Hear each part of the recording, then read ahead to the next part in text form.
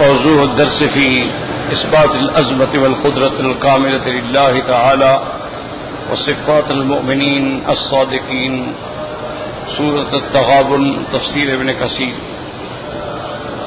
الحمد لله رب العالمين، والصلاة والسلام على أشرف الأنبياء وسيد المرسلين سيدنا محمد وعلى آله وأصحابه أجمعين. اللهم صل على سيدنا محمد وعلى آل سيدنا محمد كما صليت على إبراهيم وعلى آل إبراهيم في العالمين إنك حميد مجيد. أعوذ بالله من الشيطان الرجيم. بسم الله الرحمن الرحيم. يسبح لله ما في السماوات وما في الأرض، له الملك وله الحمد وهو على كل شيء قدير. هو الذي خلقكم فمنكم كافر ومنكم مؤمن والله بما تعملون بصير. خلق السماوات والأرض بالحق وصوركم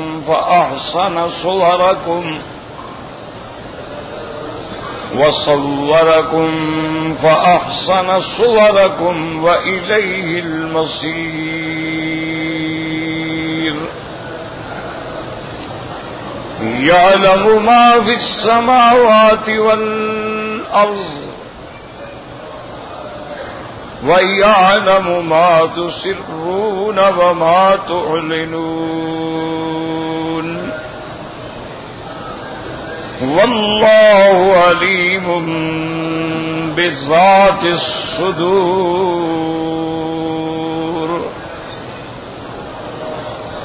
سورۃ التغابن جو ہے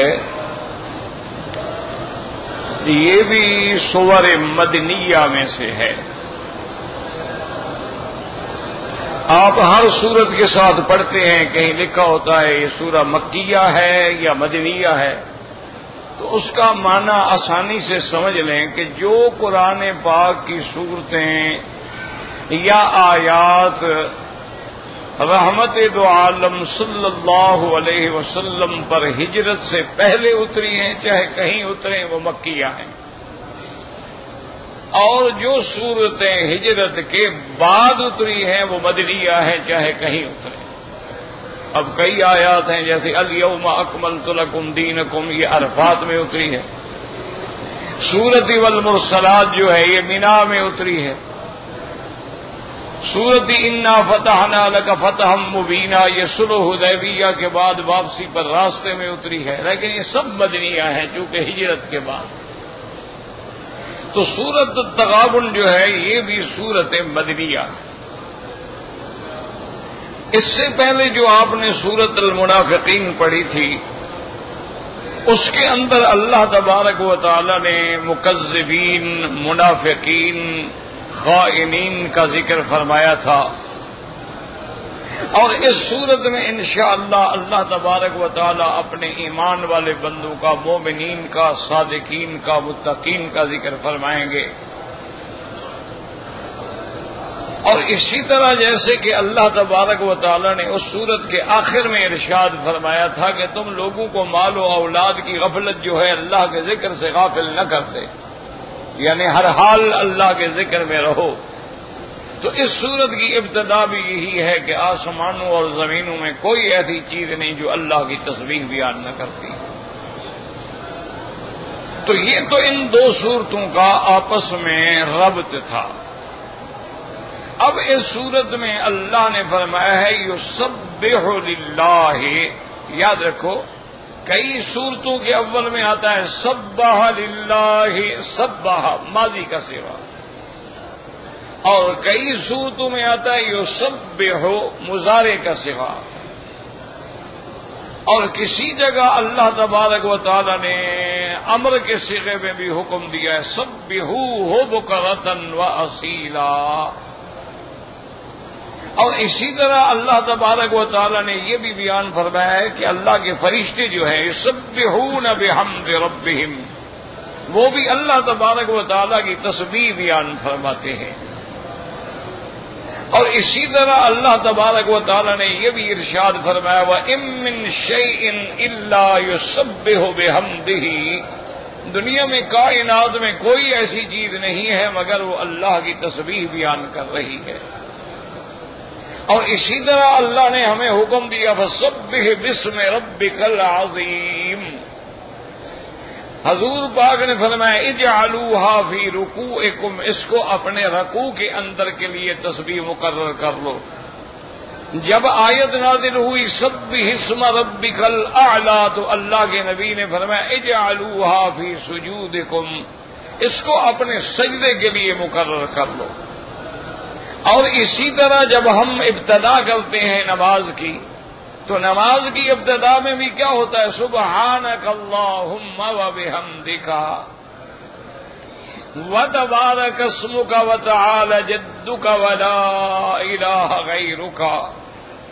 بعض احادیث مبارک میں یعنی ابتدائی نماز کے اندر یہ دعائیں بھی آتی ہیں کہ اللہم باعد بینی و بین خطایایا کما باعدت بین المشرق والمغرب. اسی طرح انی وجہت وجہی للذی فطر السماوات والارض حنیفا وما انا من المشرکین. اور بھی احادیث میں روایات سے یہ الفاظ مبارک ثابت ہیں، لیکن امام ابو حنیفہ رحمۃ اللہ علیہ فرماتے ہیں کہ سب سے پہلا مستدل جو ہے ہمارا وہ اللہ کا قرآن ہے. تو ہم رکوع میں جو تسبیح کہتے ہیں وہ قرآن سے ثابت ہے فسبح باسم ربک العظیم. اور ہم جو سجدے میں کہتے ہیں سبحان ربی الاعلی وہ بھی قرآن سے ثابت ہے سبح اسم ربک الاعلی. تو وہ فرماتے ہیں اسی لیے نماز کی ابتدا بھی ہمیں اس ثنا سے کرنی چاہیے جو قرآن سے سبح بحمد ربک حین تقوم.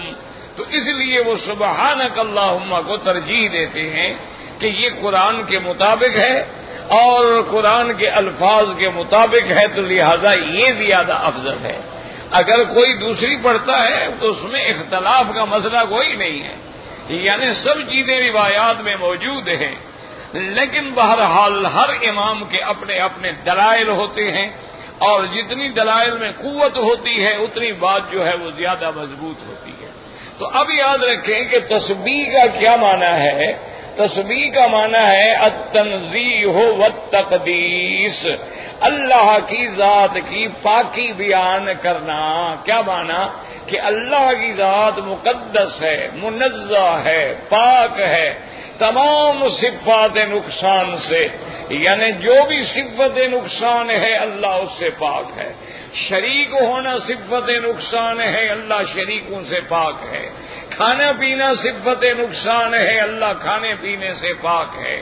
اولاد کا ہونا صفت نقصان ہے، اللہ صفت نقصان سے پاک ہے. والدین کا ہونا ہے، اللہ لم یلد ولم یولد ہے.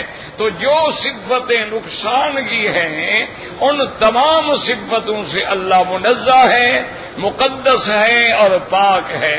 اس کو علماء اپنی مفسرین کرام نے یہ بیان فرمایا ہے کہ اس کی گویا یوں تعریف کر لیں کہ وہ ذات ایسی ہے متصف بصفات الکمال والجمال والجلال، جو کمال جمال جلال کی صفتوں سے متصف ہے، اور منزہ عن سائر صفات العجز والنقص والاختلال، جو ساری صفات عجز اور نقصان سے پاک ہے.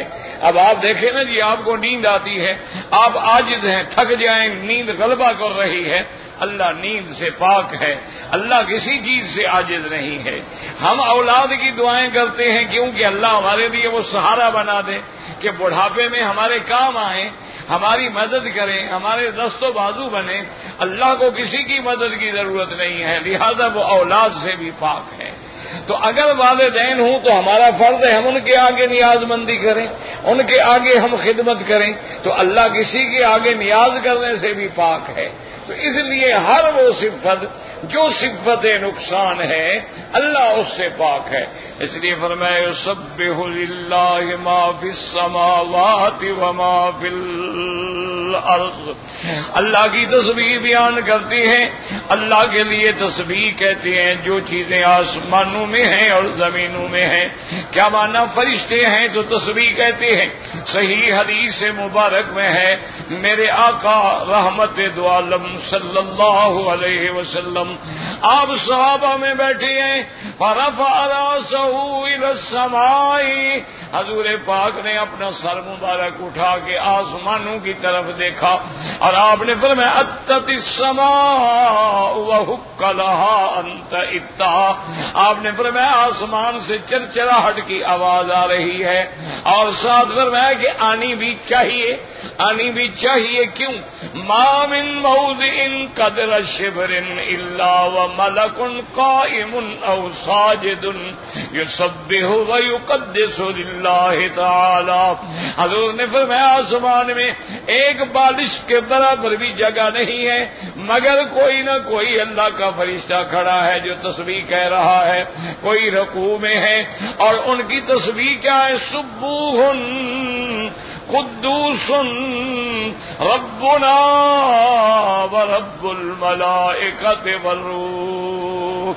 اسی لیے جب اللہ پاک نے آپ فرشتوں کو حکم دیا تھا کہ اگر تم چاہتے ہو کہ نظام خلافت تمہیں ملے انبئونی باسماء ہؤلاء، ان چیزوں کے نام بتلاؤ.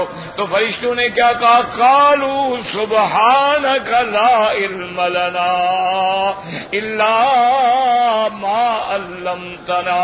انہوں نے کہا پاک ہے تیری ذات مولا، ہم نہیں جانتے، ہم تو اتنی جانتے ہیں جو آپ نے ہمیں علم دیا ہے، اور جن چیزوں کا ہمیں علم نہیں دیا ہے ہم اس کو بیان نہیں کر سکتے ہیں. اور اسی طرح قرآن مقدس میں ہے کہ جب قیامت کا دن ہوگا دعا کریں اللہ ہم سب کے لیے آسان فرما دیں. اللہ قیامت والے دن میرا مولا اپنے اولیاء میں ہمیں شامل فرما لے، اپنے ابرار و اخیار میں ہمیں شامل فرما لے، ہمیں ان لوگوں میں شامل کر دے. لا يحزنهم الفزع الأكبر وتتلقاهم الملائکہ. جن کو کوئی غم نہیں ہوگا، جن کو کوئی ڈر نہیں ہوگا، اور جن کو فرشتے سلام کر رہے ہوں گے. اللہ کے آگے کوئی مشکل نہیں ہے. وما ذلك على الله بعزیز. تو یاد رکھیں کہ قیامت کا جب دن ہوگا، میدان محشر ہوگا اور حشر کا روز ہوگا، اللہ سارے انبیاء اور رسولوں کو حکم دیں گے اکٹھے ہو جاؤ. سارے انبیاء سارے رسول ایک مقام پہ کھڑے ہوں گے. قرآن نے بیان کیا یوم یجمع اللہ الرسل فیقول ماذا اجبتم قالوا لا علم لنا انک انت علام الغیوب. اللہ فرمائیں گے، وہ کہیں گے یا اللہ ہمیں علم نہیں ہے، آپ جانتے ہیں. تو اس لیے ہمیں تو تسبیح کا معنی کیا ہے؟ تسبیح، تقدیس، تنزیہ. اچھا اب ہر چیز پاکی بولتی ہے، ہر چیز تسبیح کرتی ہے، کیا معنی؟ بعض علماء فرماتے ہیں کہ تسبیح دو قسم ہوتی ہے، یاد رکھو. ایک تسبیح حال ہوتی ہے اور ایک تسبیح مقال ہوتی ہے. ایک تسبیح یہ ہے کہ ہر چیز کا وجود جو ہے وہ اپنے بنانے والے پہ دلالت کر رہا ہے. جب ہم آسمانوں کو دیکھتے ہیں تو سمجھ آتی ہے کوئی بنانے والا ہے. جب ہم زمین کو دیکھتے ہیں تو سمجھ آتی ہے کوئی بنانے والا ہے. جب ہم رات دن کے نظام کو دیکھتے ہیں تو سمجھ آتی ہے کوئی بنانے والا ہے. جب ہم حج دیکھتے ہیں، عمرہ دیکھتے ہیں، رمضان دیکھتے ہیں، سمجھ آتا ہے کہ سبحان والمفرق. پاک ہے تیری ذات، کیسے کیسے تو نے اپنے بندوں کو جمع کر لیا اور پھر کیسے کیسے ان سب کو واپس کر دیتا ہے. یہ سارا اللہ تعالیٰ کے ہاتھ میں ہے اور اس کا نظام ہے. تو اس لیے علماء کہتے ہیں تسبیح کہنے کا معنی یہ ہے کہ ہر چیز کا وجود جو ہے وہ اپنے اللہ پہ دلالت کر رہا ہے کہ میرا کوئی بنانے والا ہے، اس کی یہی تسبیح. جیسے کہ امام راضی نے لکھا ہے مفسر بھی تھے اور اصل میں وہ معقولات کے امام تھے، یعنی دلائل عقلیہ سے زیادہ کام لیتے تھے۔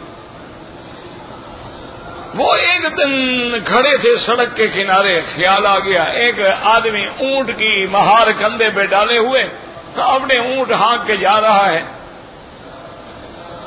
اشارہ کیا، وہ ٹھہر گیا۔ آپ نے فرمایا کہ بھائی یہ بتاؤ تم مسلمان ہو؟ سے کہا جی الحمدللہ میں مسلمان ہوں۔ اس نے کہا اچھا یہ بتاؤ کہ تم مانتے ہو کہ ہمارا خدا ہے؟ کیونکہ دیکھا تو کسی نے نہیں ہے نہ کوئی دیکھ سکتا ہے۔ اس نے کہا عجیب آدمی، کمال کی بات ہے، بالکل خدا ہے۔ اب وہ تو معقولات کے امام تھے نا، تو انہوں نے کہا اچھا بھائی بات سنو بابا، ٹھیک ہے تم مسلمان بھی ہو، تم یہ بھی مانتے ہو کہ ہمارا خدا ہے، تو خدا کے ہونے پر کوئی دلیل دو۔ کیا دلیل ہے تمہارے پاس کہ خدا ہے؟ تم نے دیکھا ہے؟ تم نے خدا سے باتیں کی ہیں، کلام کیا ہے؟ امام راضی فرماتے ہیں انہوں نے بڑی غصے والی نظروں سے میری طرف دیکھا اور دیکھ کے کہنے لگا مولوی صاحب آپ کا دماغ ٹھیک ہے؟ اس کو کیا پتا کہ کون میرے سامنے کھڑا ہے، تو اتنا بڑا امام ہے، مفسر قرآن ہے۔ اور نے کہا مولوی صاحب آپ کا دماغ ٹھیک ہے؟ میں نے کہا کیا بات؟ نے کہا البعوۃ تدل علی البعیر، اور نے کہا دیکھو یہ مینگنی پڑی ہے، اس کو دیکھ کے ہم سمجھتے ہیں کہ یہ اونٹ کی مینگنی ہے، اور اگر مینگنی پڑی ہو ہم سمجھتے ہیں یہ بکری کی مینگنیاں ہیں، اور گوبر پڑا ہو تو ہم سمجھتے ہیں یہ گائے کا ہے یا بھینس کا گوبر ہے۔ تو اس نے کہا البعوۃ تدل علی البعیر، یہ مینگنی اونٹ پر دلالت کر رہی ہے، یہ ساری کائنات خدا پر دلالت نہیں کر رہی ہے، اس کے بھی بنانے والا کوئی ہے؟ انہوں نے کہا عجیب آدمی ہو، تمہیں پتہ ہی نہیں ہے۔ انہوں نے کہا جب ایک چھوٹی سی چیز ہے، ایک گٹھلی کا دانہ کھجور پہ دلالت کر رہا ہے، تو اتنا بڑا نظام عالم جو چل رہا ہے بغیر خدا کے چل رہا ہے۔ تو امام صاحب کہتے ہیں میں نے اللہ کا شکر کیا، میں نے کہا مولا جب تو ہدایت دیتا ہے تو ان جاہلوں کا بھی عقیدہ اتنا ٹھیک ہو جاتا ہے کہ مولوی بھی مقابلہ نہیں کر سکتا، پتھر کی لکیر ہوتی ہے نا۔ امام سے کہیں نا حضرت بلال نے کس مدرسے میں پڑھا تھا؟ حضرت بلال رضی اللہ تعالی عنہ نے کسی مدرسے میں پڑھا تھا، کسی یونیورسٹی میں پڑھا تھا، کسی جامعہ میں پڑھا تھا، کسی ابتدائیہ متوسطہ ثانویہ میں پڑھا تھا، بالکل ایک حبشی آدمی ہے، غلام ہے، کالے رنگ کا ہے، موٹے ہونٹ ہے، ایک لفظ پڑھنا نہیں جانتا، ایک لفظ لکھنا نہیں جانتا، اپنا نام بلال بھی نہیں لکھ سکتا،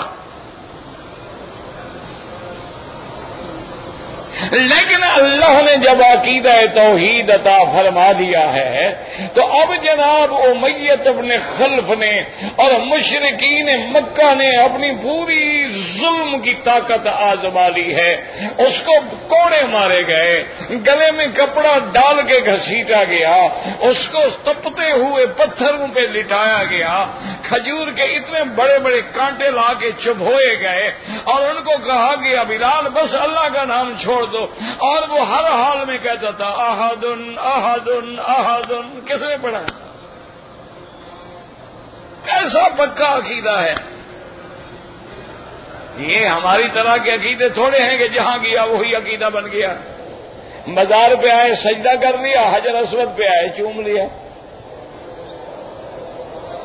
وہاں بھی چوم لیا، یہاں بھی چوم لیا، یہاں بھی پھیرے ڈال لیے، قبروں پر بھی پھیرے ڈال لیے، یہاں اللہ سے مانگ لیا، وہاں داتا سے مانگ لیا۔ یہ ہمارے عقیدے ہیں۔ یہ بلال ہے رضی اللہ عنہ۔ آخر ایک دن ابو جہل اور امیہ اس کی ماں کو مجبور کر کے لے آئے، بلال مار کھا کھا کے بے ہوش پڑا تھا، تو ان نے کہا کہ اپنے بیٹے کو سمجھاؤ، یہ ہر وقت احد احد ایک ہے کہہ کے ہمیں چلاتا ہے، یہ اللہ کا نام لینا چھوڑ دے۔ تو بلال تو بے ہوش پڑا تھا بیچارہ، ظلم و ستم سہ کے جب آنکھ کھلی تھوڑا ہوش آیا، دیکھا کہ ماں بیٹھی ہے، تو ماں نے کہا آہستہ سے بلال اترو کے اسم احد، تم اللہ کا نام لینا چھوڑ دو، یہ ظالم تمہیں نہیں چھوڑیں گے، تمہیں مار ڈالیں گے۔ اور دیکھو میں بھی مسلمان ہو گئی ہوں، لیکن جان بچانے کے لیے چپ کر جاؤ، چھوڑ دو، اور ظاہری طور پہ کہہ دو ٹھیک ہے میں نے چھوڑ دیا، اپنی جان تو بچاؤ نا۔ تو حضرت بلال کے ہونٹوں پہ مسکراہٹ آ گئی، کہنے لگا اماں آج مجھے پتہ لگا ہے کہ مکہ کا کفر بلال سے ہار گیا ہے۔ اور نے کہا کیسے ہار گیا؟ اس نے کہا اگر ہارنا چاہتے میری ماں کو منت کرتے، تمہارے پاس جو گئے ہیں سفارش لینے کے لیے تو خود تو ہار گئے نا۔ ان کو جا کے کہہ دو کہ بلال کہتا ہے کہ میرے وجود کے ٹکڑے ٹکڑے کرو، ہر ٹکڑے سے آواز آئے گی احد احد احد۔ یاد رکھو اللہ جب ہدایت دیتا ہے تو کایا پلٹ جاتی ہے۔ کتنے بڑے بڑے فاسق آتے ہیں، فاجر آتے ہیں، یقین کریں کتنی شوبز کی لڑکیاں آتی ہیں، کتنی فلمی اداکاریں آتی ہیں۔ اللہ نے جب ہدایت کے فیصلے کیے، کعبے پہ نظر ڈالی تو توبہ کر کے ولی اللہ بن گئے۔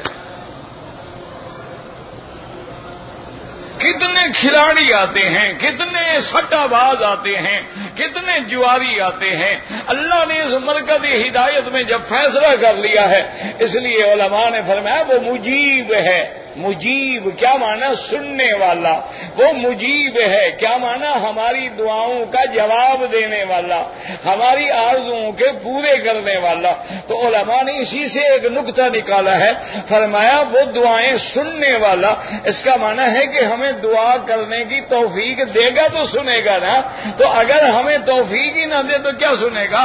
اس کا معنی یہ ہے کہ جب ہم دعا کر رہے ہیں تو اشارہ ہو گیا میرے بندے یہ تو میں نے تمہیں توفیق دی ہے نا کہ مانگو، جب میں نے کہا ہے تو میں کیوں تمہیں خالی لوٹاؤں گا؟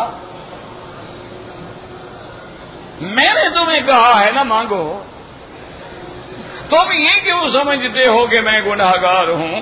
فرمایا کیا میں صرف مومنین کا خدا ہوں؟ کیا میں صرف مخلصین کا خدا ہوں؟ میں تو رب العالمین ہوں۔ میں تو جانوروں پہ بھی رحم کرتا ہوں، میں تو کتوں پہ بھی رحم کرتا ہوں، میں تو خنزیروں کو بھی روٹی دیتا ہوں، میں تو حشرات اور کیڑے مکوڑوں کا بھی رب ہوں۔ جب تم میرے بندے ہو اور میں نے تمہیں کہا ہے میرا گھر بن گیا ہے آ جاؤ، تو میں نے جب بلایا ہے، جب میں نے دعوت دی ہے، اور دعوت دینے والا بھی میراثی نہیں تھا، دعوت کارڈ پہنچانے والا چپراسی نہیں تھا، کارڈ دینے والا کوئی عام نوکر نہیں تھا، خدا کا حکم تھا، اور دعوت حج دینے والا خلیل اللہ تھا۔ سیدنا ابراہیم الخلیل نے دعوت دی تھی، اور ساتھ یہ بھی کہا تھا اللہ آپ تو فرماتے ہیں میرے بندوں کو دعوت دے دو، میری آواز تو یہ حرم کے باہر بھی نہیں جائے گی، کوئی انٹرنیٹ تو نہیں ہے، کوئی سیٹلائٹ تو نہیں لگا ہوا ہے، اور کوئی مائکروفون بھی نہیں ہے۔ اللہ نے فرمایا خلیل جب میرا حکم ہے، تیرا کام میرے حکم کی تعمیل ہے، آواز پہنچانا تو میرا کام ہے، تم اذان دو اذن فی الناس بالحج، پکارو، اور تیری آواز صرف وہ نہیں جو زمین میں چل پھر رہے ہیں، جو بچے ماں کے پیٹ میں کھڑے ہیں ان کو بھی پہنچا دوں گا۔ تو ہم کس کے بلاوے پہ آئے ہیں؟ تو کریم یا سخی کسی کو بلا کے دھکا دیتا ہے؟ کبھی ایسا ہوا ہے کہ آپ کو کسی شریف آدمی نے اپنے گھر بلایا اور کہا نکل جاؤ؟ کہے پاگل ہو گئے، مجھے بلایا ہے تو نکل جاؤ، کیا مطلب؟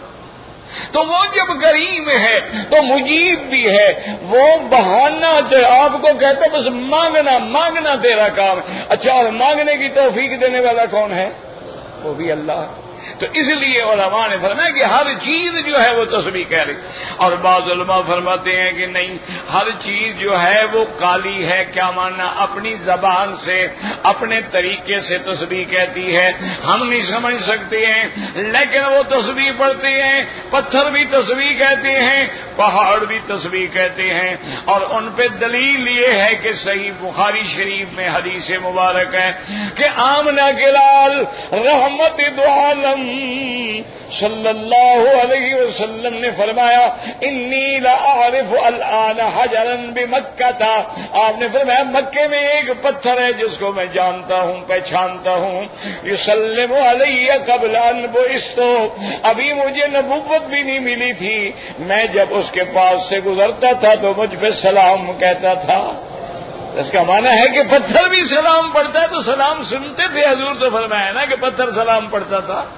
اور اگر پتھر میں عقل نہ ہو، شعور نہ ہو، اللہ نے سمجھ نہ دی ہو، تو میرے آقا یہ کہتے کہ یہ وہ پہاڑ ہے جس سے ہم محبت کرتے ہیں۔ نانا حضور نے فرمایا حل حل قصوا، آپ اونٹنی کو پاؤں سے ہلاتے کہ چلو چلو تیز چلو، ھذا جبل یحبنا ونحبہ، آپ نے فرمایا میری اونٹنی تیز چلو، یہ پہاڑ ہے مدینے کا احد، ھذا جبل، اور یاد رکھو مقدم ہے یحبنا، وہ ہم سے محبت کرتا ہے، یہ نہیں فرمایا کہ ہم محبت کرتے ہیں۔ یہ تو ہوتا ہے نا، ہمیں کوئی پہاڑ اچھا لگتا ہے، بعض لوگوں کو کیٹو اچھا لگتا ہے، بعض لوگوں کو ہمالیہ اچھا لگتا ہے، بعض لوگوں کو کوئی سرسبز پہاڑ اچھے لگتے ہیں۔ حضور نے فرمایا نا وہ ہم سے محبت کرتا ہے، یحبنا ونحبہ، اور ہم بھی اس سے۔ تو معلوم ہوا کہ جبل احد جو محبت کرتا ہے تو اس کی محبت کا اظہار سرکار دو عالم صلی اللہ علیہ وسلم پہ ہوا ہے۔ تو اس لیے علماء نے فرمایا کہ صرف مدینے پاک سے نہیں، مدینے کے پہاڑوں سے، مدینے کے درختوں سے، مدینے کے ذرے ذرے سے محبت کرو، کہ حضور پاک کو جس سے محبت ہو، اگر اس سے محبت نہ ہو تو پھر آدمی ایمان پہ بھی قائم نہیں رہتا۔ اس لیے علماء فرماتے ہیں پہاڑ بھی تسبیح کہتے ہیں، اور قرآن کہتے ہیں اللہ پاک فرماتے ہیں میں نے حکم دیا تھا حضرت داؤد علیہ السلام کے لیے، اللہ نے حکم دیا النا لہ الحدید، حتیٰ کہ آپ کے ہاتھ میں لوہے کو نرم کر دیا، اور ہم نے حکم دیا پہاڑوں کو یہ سبحنا معہ، کہ جب میرا داؤد میری تسبیح پڑھے تو تم بھی ساتھ پڑھو۔ تو پہاڑ بھی تسبیح پڑھتے تھے۔ تو اس کا معنی یہ ہے کہ ہر چیز اللہ کی تسبیح کہتی ہے۔ اب یہ الگ بات ہے کہ ہم نہیں سمجھتے۔ اب دیکھیں نا، ہد بات کرتا ہے، سلیمان علیہ السلام سمجھتے ہیں، ہم نہیں سمجھتے۔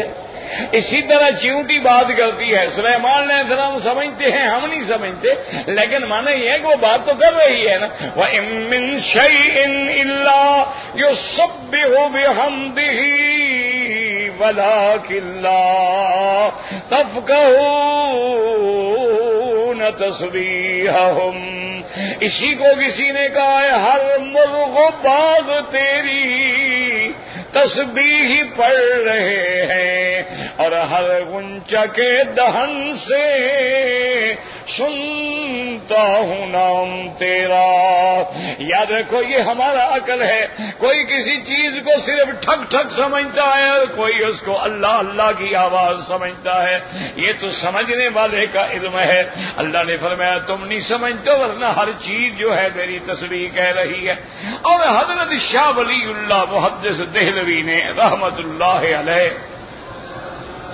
یہ بڑا خاندان ہے جس سے اللہ نے بڑا دین کا کام لیا ہے۔ اللہ اکبر، یعنی ایک سے ایک بڑھ کے اس خاندان میں آدمی پیدا ہوئے۔ شاہ رفیع الدین آئے، شاہ عبد القادر آئے، جو بھی آیا ماشاء اللہ وہ پہلے سے بڑھ گیا۔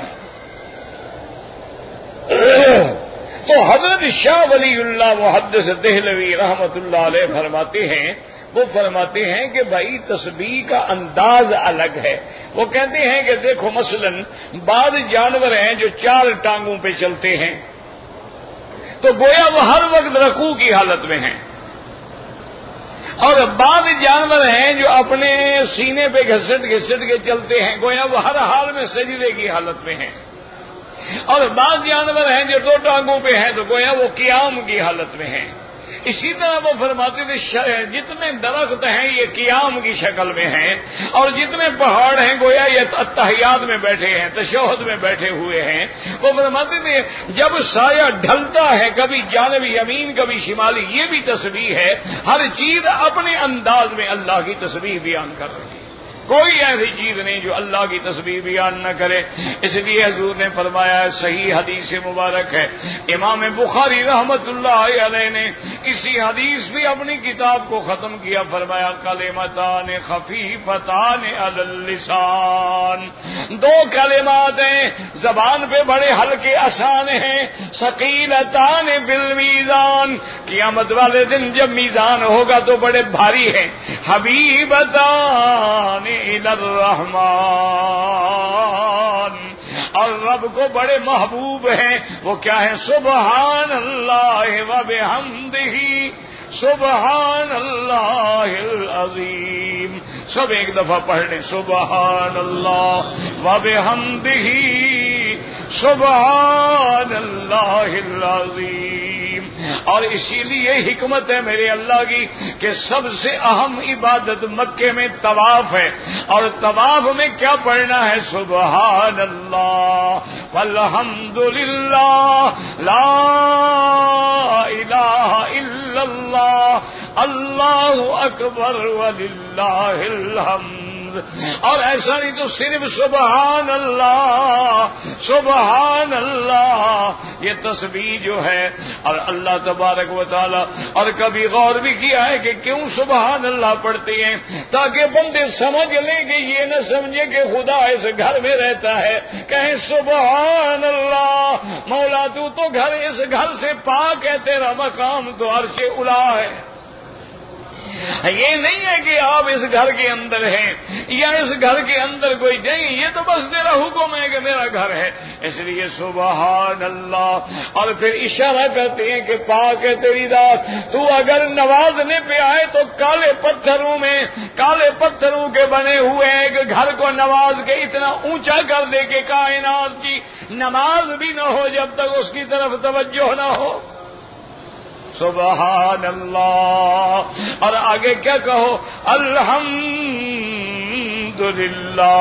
میرا اللہ یہ میرے پاؤں ساری زندگی گناہوں میں پھرتے رہے، آج تیرے کعبے کے باہر پھر رہے ہیں، الحمدللہ، تیرا شکر ہے، یہ تیرا کرم ہے نا کہ تو نے مجھے یہاں بلا لیا ہے۔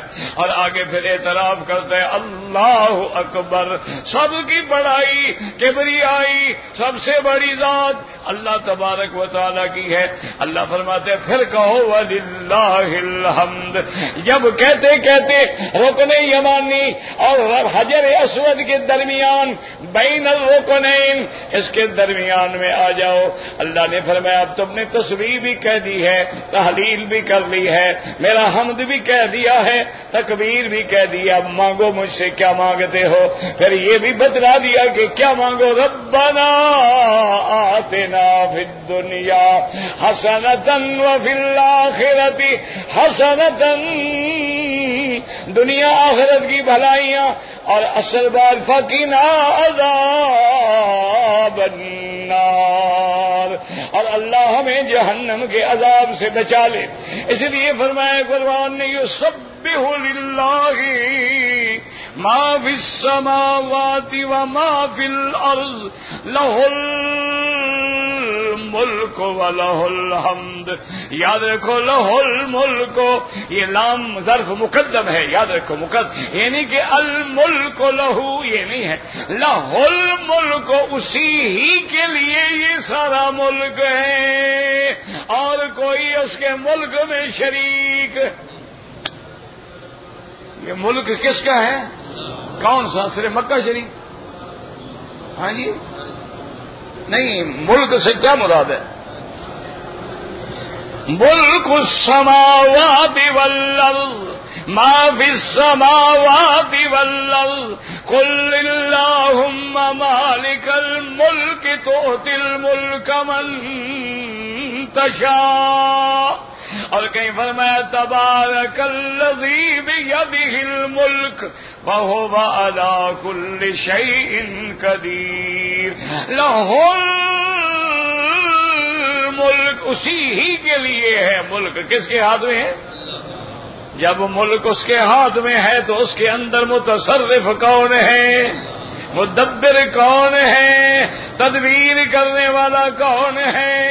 اچھا، جب ملک اس کا ہے اور تم غیروں سے مانگتے ہو، اللہ نے فرمایا لا یملکونا، وہ تو ذرے کے برابر بھی کسی چیز کے مالک نہیں. وہ تو جس قبر میں سو رہے ہیں اس زمین کے بھی مالک نہیں. وہ جو کفن اوڑے ہوئے ہیں اس کفن کے بھی مالک نہیں. تو مجھے چھوڑ کے کہاں مانگ رہے ہو؟ اس لیے فرمایا لہل ملک وَلَهُ الْحَمْدُ. کیا مانا؟ اسی ہی کے لیے تعریف ہے. تمام تعریفوں کا محامد کا مستحق کون ہے؟ کہہ دو اللہ. تمام حمد و ثنا کا مستحق کون ہے؟ اللہ. اسی لیے یاد رکھیں میرے مدنی پاک نے فرمایا تھا اللہم لک الحمد کلہ وَلَكَ الشُّكْرَ كُلُّهُ وَإِلَيْهِ يُرْجَعُ الْأَمْرُ كُلُّهُ اللهم لا أحصي ثناء عليك أنت كما أثنيت على نفسك. اللہ سب تیرا حمد ہے اور میں تیرا حمد کر ہی نہیں سکتا ہوں جو تیری تعریف ہے. اور یاد رکھیں حدیث صحیح میں آتا ہے میرے آقا نے رحمت دو عالم نے جب حضور کا نام آئے درود پڑھ لیا کرو. حاجی ہو، خوش قسمت ہو، مکے میں آئے ہو، ایک درود پڑھو گے 1 لاکھ لکھا جائے گا، اور 1 لاکھ لکھا جائے گا تو 10 لاکھ رحمتیں نازل ہوں گی. اتنی بڑی منڈی میں آگے خاموش بیٹھے رہو تو پھر بدقسمتی ہے. اس لیے جب بھی حضور کا نام آئے ہر حال میں درود پڑھو. اچھا، درود پورا نہ بھی پڑھ سکو تو اتنا ضروری ہے صلی اللہ علیہ وسلم، صلی اللہ علیہ وسلم. حضور نے فرمایا کہ قیامت والے دن جب تمام انبیاء تمام رسول جواب دے دیں گے تو ساری کائنات میرے دروازے پہ آئے گی شفاعت کے لیے. تو میں جب شفاعت کے لیے جاؤں گا علمنی محامد لم یعرفنی اللہ، حضور نے فرمایا اللہ مجھے اپنا حمد جو ہے وہاں سکھلائیں گے جو میں اب نہیں جانتا. یعنی اللہ کا حمد کی کوئی انتہا نہیں ہے نا. دنیا میں بھی علم آتا رہا، قیامت میں بھی اللہ اور آخرت میں بھی اللہ پھر حمد پڑھائیں گے. اور پھر ان حمد کے ساتھ اس لیے آیا لہ الملک ولہ الحمد، اسی کے لیے ہے ملک اور اسی ہی کے لیے ہے تعریف. یاد رکھو کہ اصل تعریف کا حقدار تو وہ ہے نا. اگر کسی بندے کی بھی تعریف کرو تو کس کی تعریف ہے؟ بندے کو کس نے بنایا ہے؟ کسی کی آنکھ کی تعریف کرو گے تو اس آنکھ کو کس نے بنایا ہے؟ کسی کے جمال کی تعریف کرو گے تو اس جمال کو کس نے پیدا کیا ہے؟ کسی کے کمال کی تعریف کرو گے تو اس کو یہ کمال کس نے دیا ہے؟ کسی کے علم کی تعریف کرو گے تو اس کو یہ علم کس نے دیا؟ تو اصل تو اسی کے لیے برحمد ہے نا. اصل تو تعریف اسی ہی کے لیے. اس لیے لہ الملک ولہ الحمد. اور آگے کیا ہے؟ وَهُوَ عَلَىٰ كُلِّ شَيْءٍ قدیر.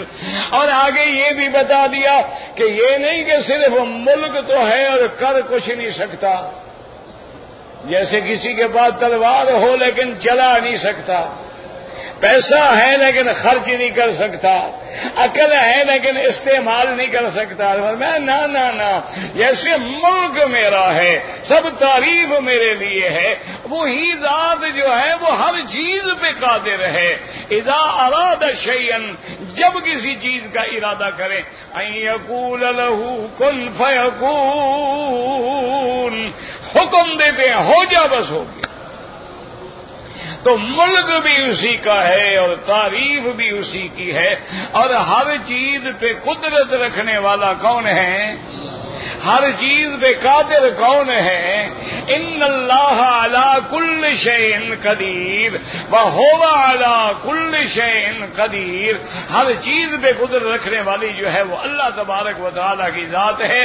اور اللہ تبارک و تعالیٰ کا یہ انعام ہے, یہ کمال قدرت ہے کہ وہ جس کو چاہیں اونچا کر دیں اور جس کو چاہیں نیچا کر دیں. وہ شان دینے پہ آئیں تو دیکھیں اللہ نے اپنے گھر کو کیسی شان عطا فرما دی ہے.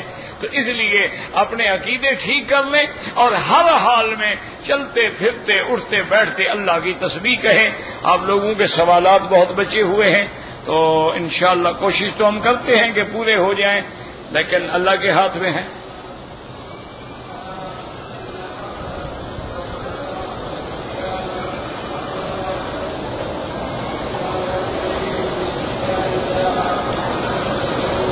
بہرحال گزارش یہ ہے کہ ایک آدمی نے کہا کہ مجھ پر 3 لاکھ روپے کا قرضہ ہے. میں نے اس کو 3 لاکھ روپے دے دیے کہ تم قرضہ ادا کرو.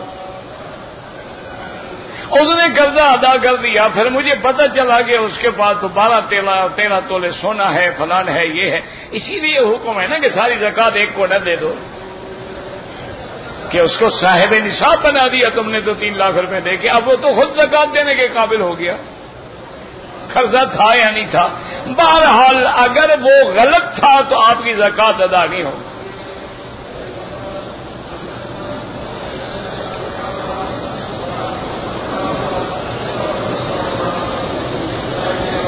کہتے ہیں جی کہ میاں بیوی ایک دوسرے کو کیسے بلا سکتے ہیں, جیسے یعنی وہ کہہ سکتی ہے کہ مثلا یا ابو فلان یا ابل قاسم جیسے حضور کی کنیت تھی, یا کہتے تھے یا نبی اللہ یا رسول اللہ.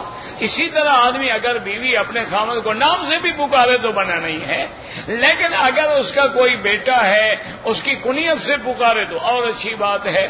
ورنہ محترم کچھ بھی کہہ سکتی ہے, کوئی منع نہیں. وہ بھی کہہ سکتا ہے محترمہ, وہ بھی کہہ سکتا ہے فلاں کی بیٹی یا بنت فلان یا اخت فلان یا امت فلان, کوئی منع نہیں.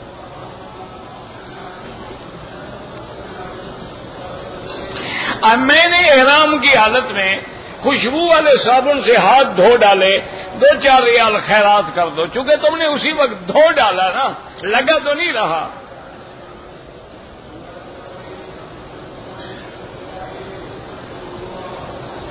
کہتے تھے کہ غیر محرم عورتوں کو نظر ڈالنا حرام ہے, جو ٹیلی ویژن پہ اور ان کو بھی دیکھنا حرام ہے. وہی تو استاد ہے نا سبق پڑھانے والا. اصل تو ٹیلی ویژن ہے بدبخت جس نے تباہی پھیلائی ہے. اصل تو یہی ڈش ہے اور انٹرنیٹ ہے. دشمن نے کہا تم لاکھ تمہارے مولوی تقریر کریں, کتنے لوگوں کو سنائیں گے؟ زیادہ سے زیادہ ایک دن میں 10 لاکھ آدمی کو علماء بات پہنچا دیں گے. میں تو ایسا شیطان گھر میں رکھوں گا کہ کروڑوں آدمی ایک وقت میں ننگے ناچ دیکھتے رہیں. ہر گھر میں شیطان ننگا ناچ رہا ہے. بالکل حرام ہے.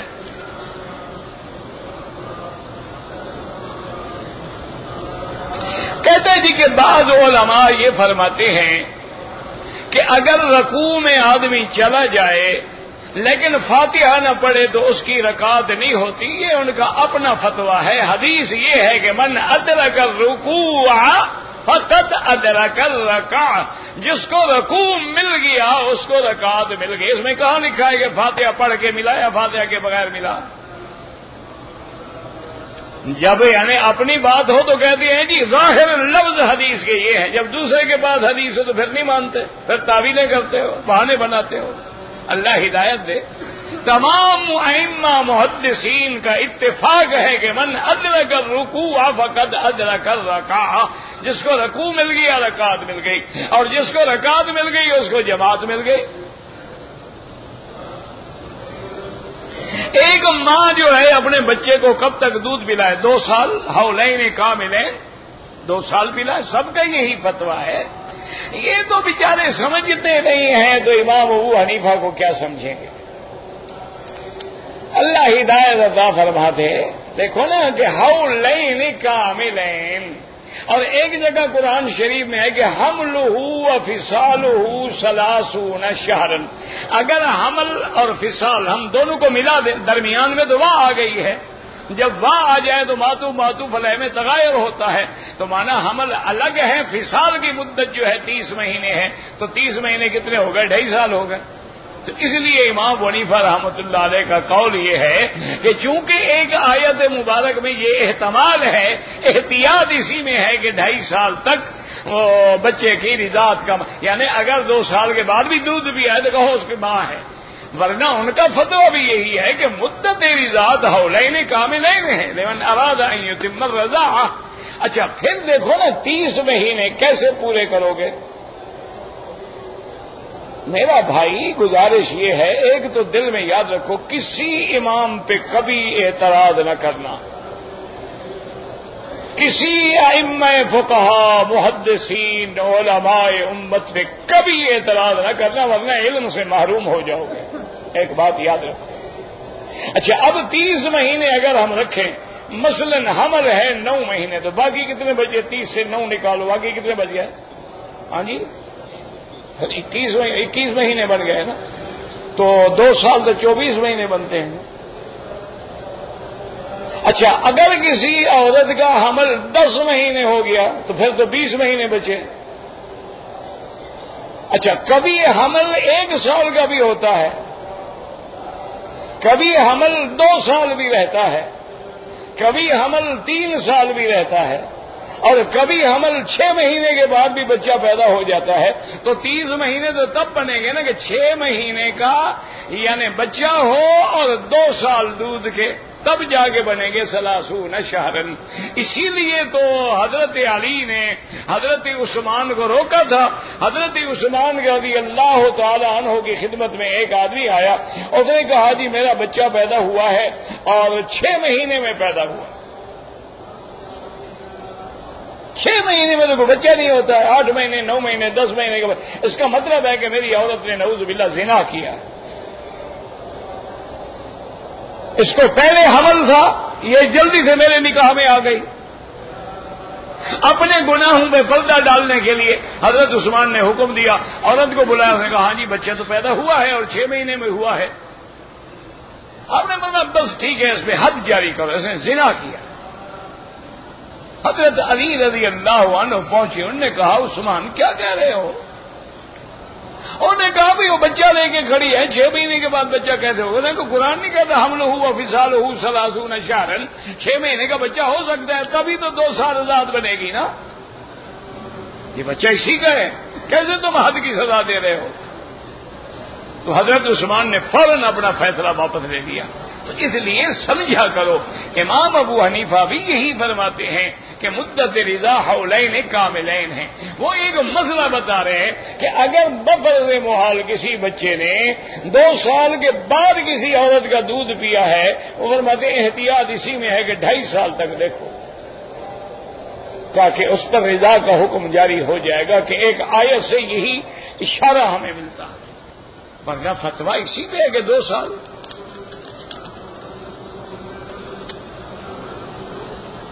میری والدہ کا آپریشن اللہ سب کو شفا عطا فرمائے۔ ہمارے بھی ایک دوست ہے حاجی مقبول صاحب ڈمرا میں انگلینڈ میں فوت ہو گئے، اللہ مغفرت فرمائے۔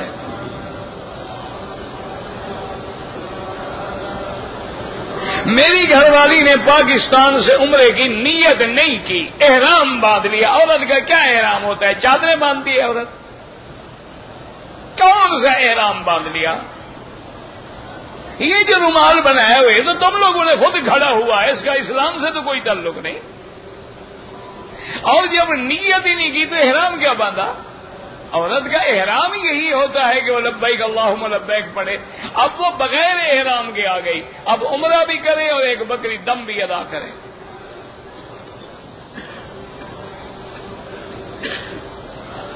ایک عورت نے حالت عمرے میں حیض سے پہلے احرام کھول، بابا یہ چادر رومال کھولنے سے کوئی احرام نہیں کھلتا، خدا کا خوف کرو۔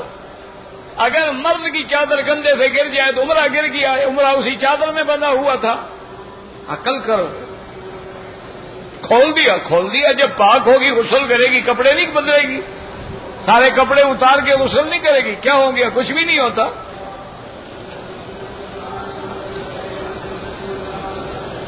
ایک عورت نے طواف کے بعد بال کٹوا دیے، صفا مروا دوسرے دن دوڑی، دم پڑ گئی۔ زرینہ نام مجھے نہیں پتا، نام شام تم جانو، تمہارے نام جانے، تم نے کوئی اسلامی نام رکھنے ہیں کہ میں مانا بتاؤں؟ نام تو ہوئے تمہارے فلمی، وہ جانو کسی فلم ایکٹر سے پوچھو بھی اس کا کیا معنی ہوتا ہے۔ کسی کا نام نگینہ ہے، کسی کا نام شبینہ ہے، کسی کا نام زرینہ ہے، اس کا اسلام سے کیا تعلق ہے؟ یہ فلم ایکٹروں سے پوچھا کرو بھائی اس کا کیا معنی ہوتا ہے۔ اگر عصر کے بعد میں نے طواف کیا ہے اور 2 رکعت مغرب کی اذان کے بعد پڑھ لیے، ٹھیک ہے، کوئی مسئلہ نہیں۔ اگر یعنی احرام ہو یا عام دنوں میں بھی اگر شلوار جو ہے ناف کے نیچے ہے لیکن اوپر کپڑا ہے، نظر کچھ نہیں آ رہا، کوئی حرج نہیں۔ احرام میں تو اوپر کپڑا نہیں ہوتا ہے، اگر ناف کھلی ہوئی ہے اس کا معنی ہے وہ ننگا ہے، تو ننگی حالت میں نہ طواف ہوگا، نہ عمرہ ہوگا، نہ نماز ہوگی۔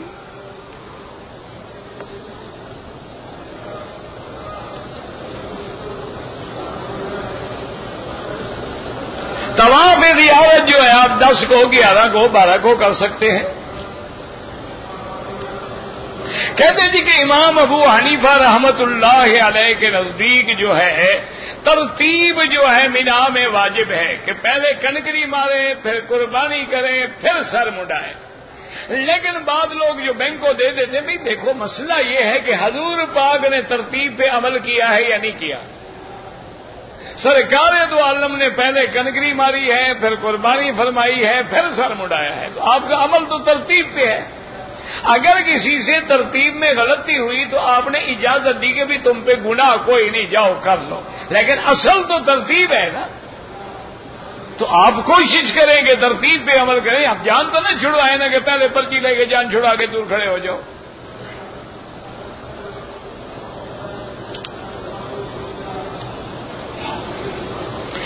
طواف کے اندر عورتیں جو ہیں ایک تو اس وقت طواف کریں جیسے رش کا وقت نہ ہو، جیسے دن میں آپ 8:30 بجے، 8 بجے، 9 بجے، 10 بجے، 11 بجے تک طواف کریں، رش نہیں ہوتا، عورتیں آرام سے باہر چل سکتی ہیں۔ رات کو آپ 11-12 بجے رات کے بعد طواف کریں تو پھر بھی آسمان زمین کا فرق ہوتا ہے۔ بہرحال عورتیں باہر چلیں، پورے پردے سے چلیں، نظر نیچے رکھیں، کوشش کریں کہ غیر محرم کو ہاتھ نہ لگے۔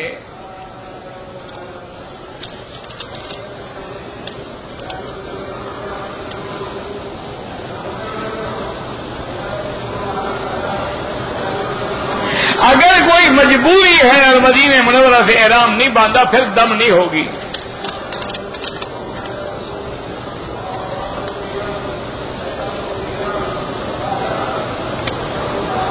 اگر ایک عورت نے حج پہ آئی ہے، اب اگر اس کو عرفات اور مزدلفہ کے آنے کے بعد حیض آ گیا ہے تو وہ طواف زیارت کے بغیر نہیں جا سکتی ہے، حج بھی نہیں ہوگا اور اپنے خامد پہ حلال بھی نہیں ہوگی، وہ انتظار کرے، اپنی سیٹ چھوڑ دے۔ اگر سیٹ بدلنے کا کوئی امکان نہیں ہے تو پہلے لیڈی ڈاکٹر سے مشورہ کر کے پہلے دوائی لینا شروع کر دے تاکہ ان دنوں میں حیض نہ آئے۔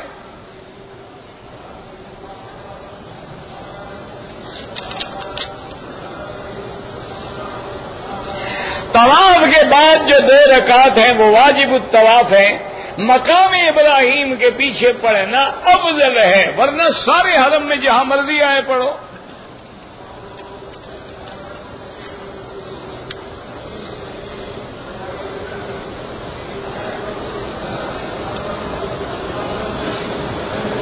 اگر ایک آدمی ہے رشتہ دار اس کے آئے ہیں پاکستان سے، اس نے عمرہ کر لیا ہے، بعد میں وہ اپنی ماں اور بہن کے ساتھ یا بیوی کے ساتھ طواف کرے، کیوں نہ کرے؟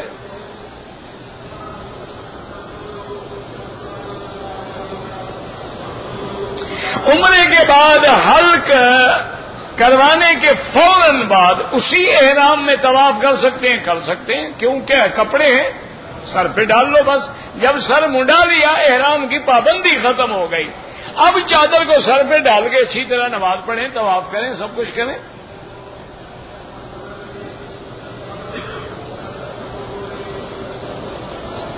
ایک عورت نے محرم کے لیے ساتھ حج کا داخلہ کیا، محرم بیمار ہو گیا، بغیر محرم کے عورت حج کا سفر نہیں کر سکتی۔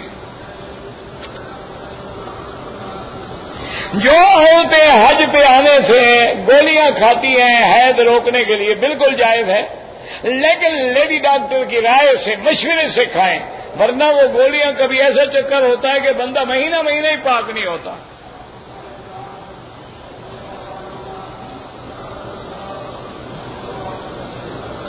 عمرے میں طواف اور سعی کے بعد ملتزم کو ہاتھ لگایا، اگر خوشبو لگ گئی تو دھو ڈالے، اگر تھوڑی جگہ پہ لگی 2-4 ریال خیرات کر دے۔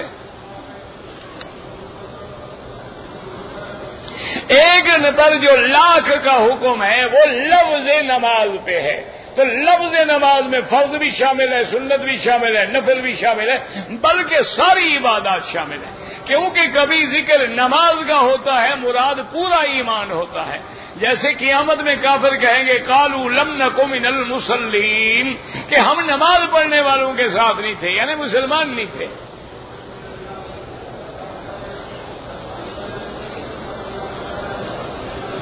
ایک آدمی نے عمرہ کر لیا، بال نہیں کٹوائے، لیکن پاؤں پہ رات کو سویا تو کپڑا آ گیا، کچھ بھی نہیں ہوتا، لیکن بال کٹوائے تاکہ احرام سے نکلے۔ کہتے جی کہ ہمیں ہدایت نہیں مل رہی، ہدایت ملی ہے تو کعبے میں آئے ہوئے ہو، خدا کا خوف کرو، ہدایت نہ ہوتی تو تم کسی محکدے میں پڑے ہوتے، مندر میں پڑے ہوتے۔ ہدایت ملی ہے تو نمازیں پڑھ رہے ہو، ہدایت ملی ہے تو طواف کر رہے ہو۔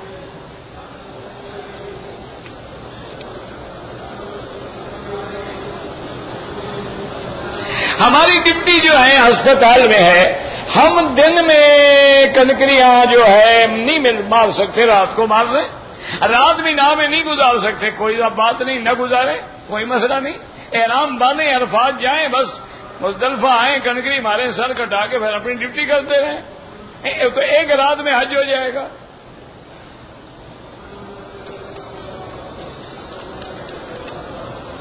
اگر آپ کام ڈپٹی سے آئے ہیں ریاض سے تو کوئی جرمانہ نہیں احرام نہ باندھنے پر۔ میرے بھائی فوت ہو چکے ہیں، اگر آپ اپنا حج کر چکے ہیں تو اس کے لیے حج بدل کر سکتے ہیں۔ جب بھی نیت کریں ہر کام میں یہ سمجھیں کہ یا اللہ اس کا ثواب میرے بھائی کو دے۔ ماں کا حج بدل بھی اسی طرح ہے، حج افراد کریں، حج بدل میں افراد ہوتا ہے، حج بدل افراد ہو تو قربانی نہیں ہوتی۔ جو مکے میں رہتے ہیں ان کا حج افراد ہے، 2 لاکھ قرضہ ہے تو کیا ہو گیا، قرضہ دینا، قربانی تم پر نہیں ہے، حج کی بکری نہیں ہے۔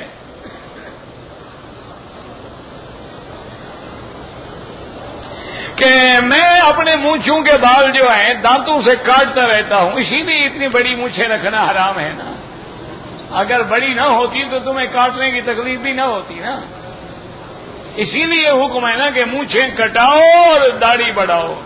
تم نے بھی قسم کھائی ہے کہ ہم نبی کی ضرور مخالفت کریں گے، مونچھیں بڑھائیں گے اور داڑھی کٹوائیں گے اور اسی حال میں پھر روضے پہ جائیں گے۔ بڑے بہادر امت ہے جی، نافرمانی کر کے پھر روضے پہ بھی کھڑی ہے، کمال ہے بھائی۔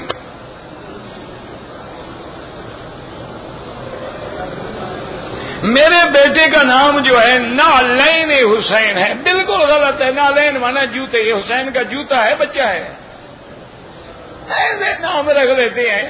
وہ جیسے ایک آدمی کا نام تھا کلب حسین اور ایک کا نام تھا کلب علی، حضرت علی کا کتا۔ تو ایک آدمی نے پوچھا، انہوں نے کہا حضرت یہ آپ نے کیا نام رکھا ہوا ہے کلب علی، حضرت علی کا کتا؟ بھائی اسی لیے رکھا ہے کہ گناہگار ہیں، اسی بہانے سے حضرت علی کے کتے بن کے جنت میں چلے جائیں گے۔ انہوں نے کہا جہاں وہاں تو اللہ کا کتا بھی نہیں جاتا، علی کے کتے کو کون آنے دے گا؟ یہ نام غلط ہے نعلین۔ بھائی قربانی کے پیسے بینک میں دے دیں، بینک ہر حال میں کرتا ہے، لیکن ترتیب نہیں ہو سکے گی۔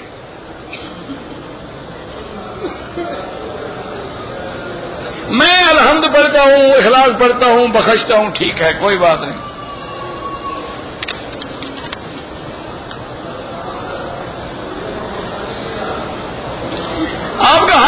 نہیں اگر مکے میں رہنے والے ہیں 7 مہینے سے حج افراد ہوگا. آپ نے تمتع کرنا ہے جائیں مدینہ منورہ, پھر عمرے کا احرام باندھ کے ہیں, پھر حج والے دن حج کا باندھیں.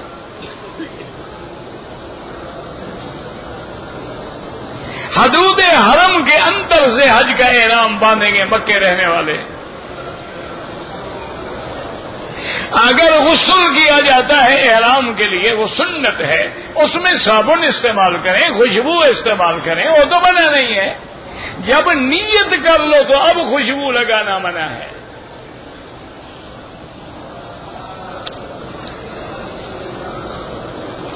جنت معلیٰ میں کون دفن ہوا اللہ کو پتہ جی.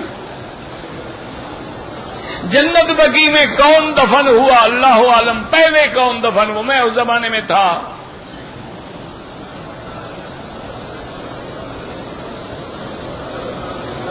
جب اللہ اکبر کہتے ہیں تو ہاتھ کانوں کے برابر ہوں.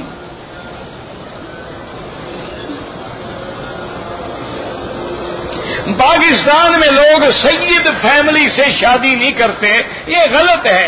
سید فیملی سے بھی شادی ہو سکتی ہے. حضور پاک کی بیٹیاں سیدنا عثمان سے شادی نہیں ہوئی. حضرت عثمان تو بنو امیہ سے تھے.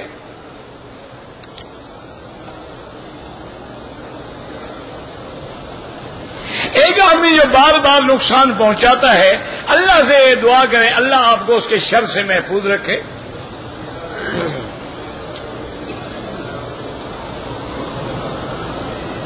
میں کسی سے شادی کر لوں اور میرے گھر والے راضی نہ ہوں تو کوئی بات نہیں, شادی میں تو کوئی ضروری ہے. اگر تم مرد ہو تمہارے لیے تو کوئی ضروری نہیں ہے کہ رضامندی حاصل کرو.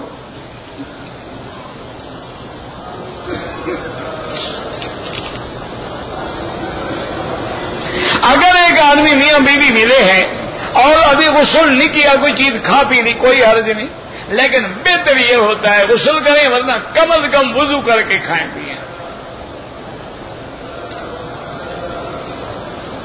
طواف کے دوران میں کوئی دین کی بات کریں تو جائز ہے, دنیاوی باتیں نہ کریں. آب زمزم سے کوئی آدمی نہا لے جائز ہے.